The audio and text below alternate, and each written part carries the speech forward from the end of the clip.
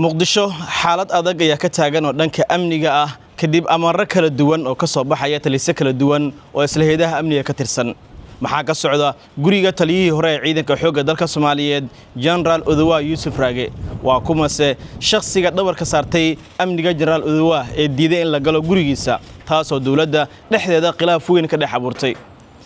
tan iyo maanta duhurnimadii dawladdu waxay bilowday howlgallo ay ku sheegtay hubka dhigis iyo sidoo kale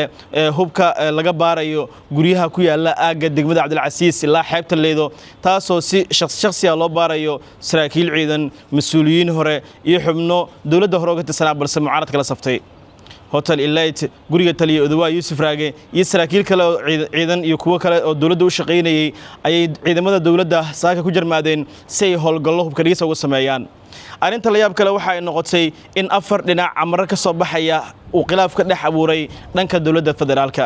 taliska qaybta guud ee booliska gobolka Banaadir amar ayuu wadaa taliskana wasugida amar ayaa ka soo baxaya sidoo kale taliska ciidamada gaarka ahna amar ayaa ka soo baxaya halka taliska guud ee ciidamada xoogga dalkana uu dhammaanba sirsaar ku sameeyay qorshaha baaritaan ee lagu wadeen lagu sameeyo guryaha saraakiil ka tirsan ciidanka xoogga dalka Soomaaliyeed Saraakiil guute Ibrahim Maxamed Maxamuud oo hadda ah taliyaha ciidanka xoogga dalka Soomaaliyeed waxa uu muujiyay shakhsiyadda iyo sidoo kale in uu yahay shakhsiga ugu sareeya taliska ciidanka xoogga wuxuuna diiday in la baaro waliba amar la'aan iyo sharci darro lagu baaro guriga taliyaha hore General Odawa Yusuf Raage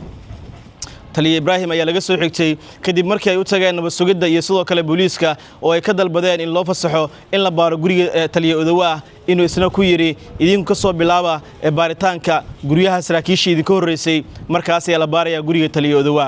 wuxuu ku santay yahay halyeey qaran oo difaacay sharafka karaamada iyo qiyamka saraakiishii ka horeysay ee ciidanka xoogga dalka Soomaaliyeed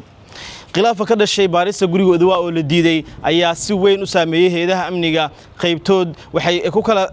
jabeen khilaafka iyo sida loo maareynayo baarista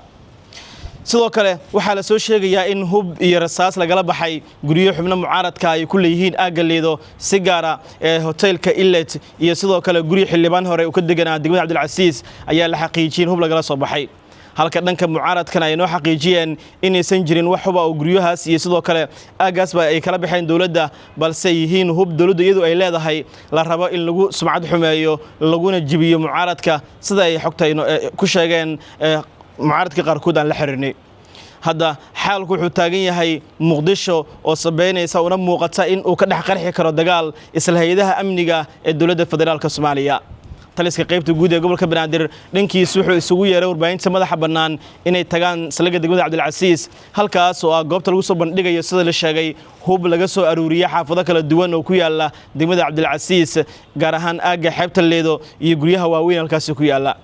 madaxweyne xasan wuu u bareeray markan in si toos ah u soo afjaro awoodda military ee mucaaradka ku dhaxaysan gudaha magaalada Muqdisho hase yeeshee khilaafaadada xilligan ka dhex taagan hay'adaha amniga ayaa sababi kara inay u kala jabaan mucaarad iyo muxaafid marka la fiiriyo in sharci darro ama warqad la'aan la baarayo guryaha mas'uuliyiin hore iyo saraakiil ciidan oo soo hogaamisay talisada kala duwan ee ciidamada qalabka sida ee dawladda federaalka Soomaaliya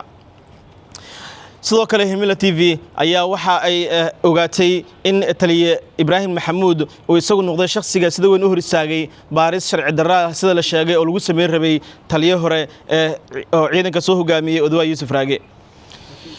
wararka ayaa sheegaya in weli guriga General Odawa Yusuf Raage ay hareereeyeen ciidamada la sheegay inay ka amar qaataan Villa Soomaaliya hase yeeshee ilaa hadda aan leysan ruqsad iyo sidoo kale awood lagu galo guriga taliyaha maadaama taliskii ciidanka xoogga uu diiday in la baaro sidoo kale maxkamadii laga soo waayay warqad lagu baaro guriga taliyaha ama waaran ay soo qaadan lahaayeen ciidamada si ay markaas awood ugu yeeshaan baaritaanka guriga taliye Odawa tani waxay ka dhigan tahay in hadda ay kala jabayaan ciidamadii taabacsanaa madaxweyne xasan iyo saraakiishii la shaqeynaysay marka la fiiriyo awoodaha surtaagan ee wali ka jira gudaha magaalada Muqdisho waxay ku muujinaysaa in mucaaradku ay wali fursad u heestaan inay ka faa'iideystaan dawladda dhexdeeda maadaama hadda khilaaf culus oo ka dhex taagan yahay hay'adihii amniga oo madaxweyne xasan isku haleynayay la soco Himila Somali TV wixii warar iyo ka soo kordha xaaladda Muqdisho tan iyo kula dambe nabadgelyo